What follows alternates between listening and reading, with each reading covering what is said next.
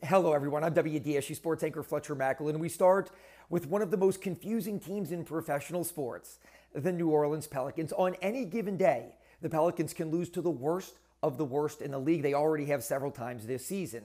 But also on any given day, the Pelicans can beat the best of the best. Case in point, Sunday afternoon in Denver, the Nuggets surging. They also played in the Western Conference Finals last year, and the Pelicans just ran them off the floor today. Young star Zion Williamson, he finishes with 30 points. This was his 20th consecutive game with at least 20 or more points. Brandon Ingram, who struggled in Portland on this road trip, also had 30 points on Sunday. Lonzo Ball out with injury, no problem. Second year, 21-year-old Nickeil Alexander-Walker steps up. He finishes with 20 points as the Pelicans pick up a very nice victory. Nickeil has made a major leap in confidence from his rookie year to now. There are times when, he'll make a mistake, and I think he'll beat himself up about it more than he needs to, and then it messes with his mental. But now he steps into the position, ready when his number is called. He goes out there and he plays his game, and that's what we need from him.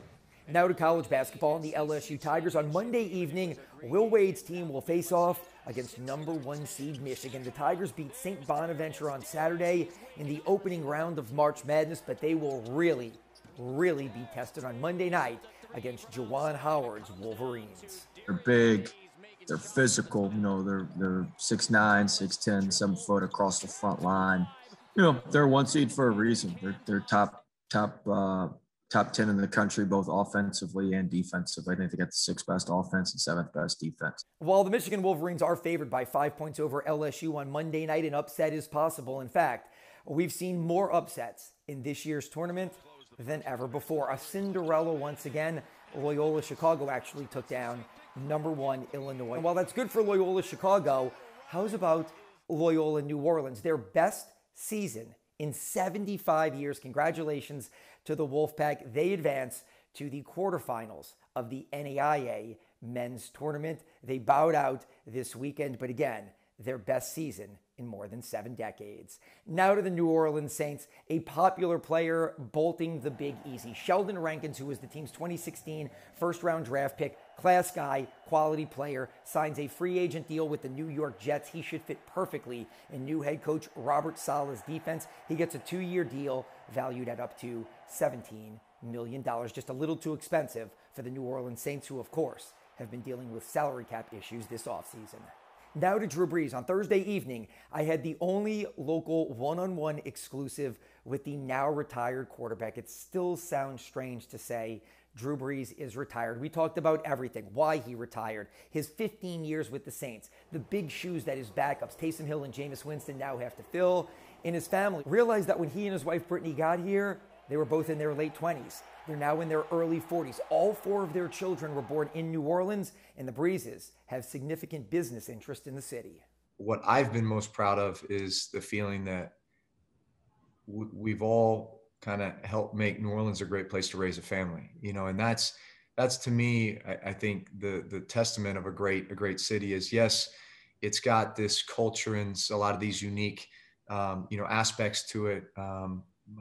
People love to come there and have a good time, and they love to come to the festivals and, all these other events that New Orleans hosts, right? We know how to throw a good party, but at the end of the day, this is a great place to start a business. It's a great place to raise a family. Those are the things that are most important. How about some Major League Rugby? Sunday afternoon, a picture-perfect day for the start of the NOLA Gold season, taking on Old Glory DC. It's DC jumping out on top early because of some errors by NOLA Gold, but the Gold comes surging back. 2 late scores. Here's the only crazy thing. There are ties in Major League Rugby. 3,000 fans, that was all that was permitted because of COVID-19 regulations. A great crowd at the new Gold Mine, formerly the Shrine on Airline, as NOLA Gold tie Old Glory DC 26-26. And before we go, some college baseball scores from Sunday.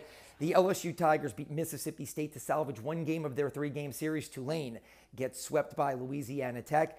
Southeastern falls against Incarnate Word. Nicholls State defeats Abilene Christian in Southland action. Also in Southland action, the UNO Privateers fall. Stephen F. Austin, the Lumberjacks, get the final game of their weekend series. And that's a look at sports. Reporting from my home, I'm Fletcher Mackel. WDSU News.